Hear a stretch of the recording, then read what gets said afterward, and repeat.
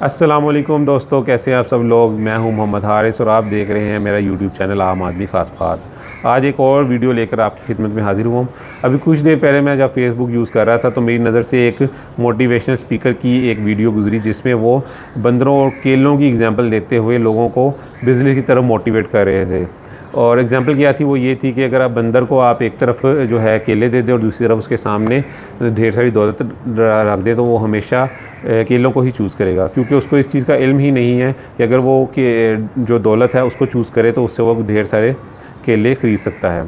اور اسی طرح وہ کہتے ہیں یہی حال 9 سے 5 جو 9 سے 5 نوکری کرنے کے لیے ٹرینڈ قوم ہے اس کا ہے، کیونکہ اس کے سامنے بھی اگر آپ ایک طرف جاب رکھ دیں اور دوسری طرف آپ بزنس اس کو آفر کریں تو وہ ہمیشہ جاب کو ہی چوز کرے گی، کیونکہ اسے اس چیز کا آئیڈیا ہی نہیں ہے، اسے اس چیز کا علم ہی نہیں ہے کہ بزنس کی کیا کچھ وہ گین کر سکتا ہے، بزنس سے وہ اپنے لیے کیا کیا فائدے جو ہے وہ چوز کر سکتا ہے، اور بزنس کو لیتے ہوئے وہ دوسروں کو کیا فائدے دے سکتا ہے۔ یعنی کہ ان صاحب نے جو بندروں کو لا کر انسانوں پر فٹ کر دیا، بندروں کی اگزامپل دے کر اس نے انسانوں پر فٹ کر دیا۔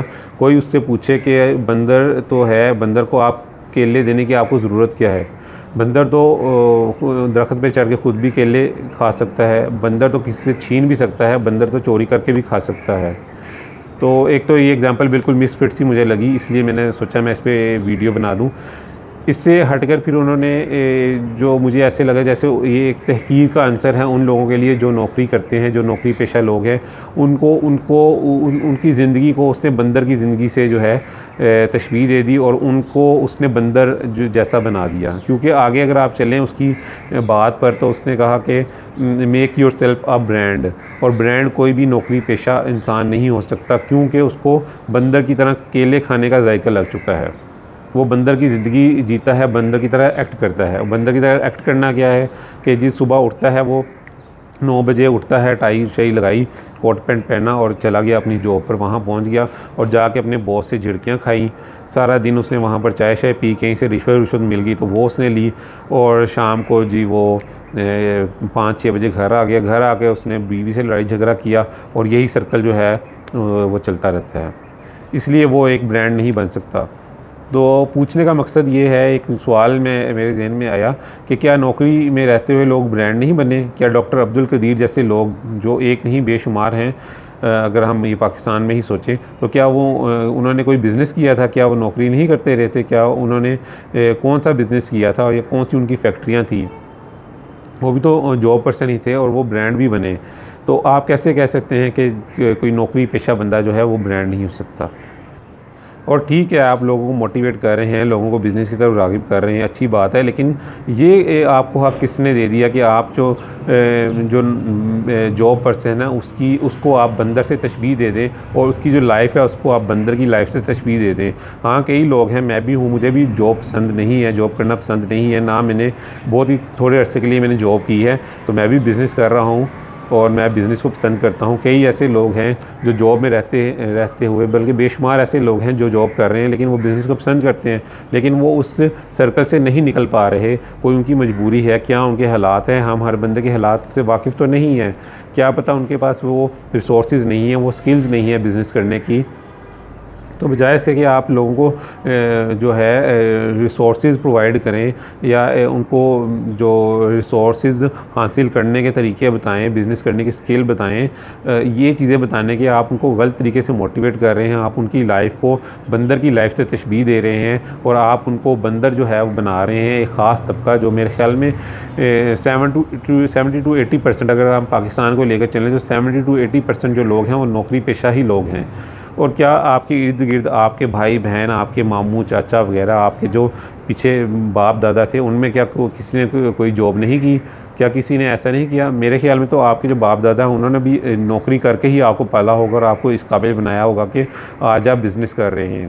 تو آپ کسی کو کیسے جو ہے وہ کسی کی کیسے تحقیر کر سکتے ہیں؟ کسی کو بندر سے تشبیہ دے کر، اور کسی کی پوری زندگی کو آپ بندر سے تشبیہ دے رہے ہیں بڑے آسانی سے لوگوں کو موٹیویٹ کرنے کے لیے۔ یہ کون سا طریقہ ہے موٹیویٹ کرنے کا؟ میں تو ویسے ہی موٹیویشنل اسپیکرز کے بہت ہی اگینسٹ ہوں۔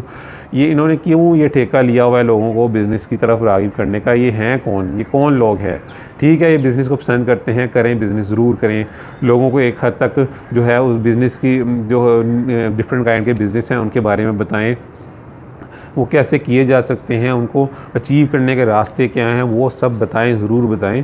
لیکن اس طرح کی ایگزامپل دے کر یہ کیا جو ہے وہ حاصل کر رہے ہیں، کیا حاصل کرنا چاہتے ہیں، سوائے اس کے کہ لوگوں کو یہ بات جو ہے تھوڑی عرصے کے لیے کافی موٹیویٹ کرے گی اور وہ ایک دم سے اپنے کہیں گے جی ہم بھی بزنس سٹارٹ کر دیں، ہم بندر کی طرح نہیں ہیں، ہم بندر کی طرح زندگی نہیں جینا چاہتے ہیں، اور وہ بھی چاہیں گے جی ہم بھی جو ہے بزنس کریں، جو کہ پاسبل نہیں ہے. اور پھر جب آپ خود بزنس کرتے ہیں تو کیا آپ آگے لوگ ہائر نہیں کرتے؟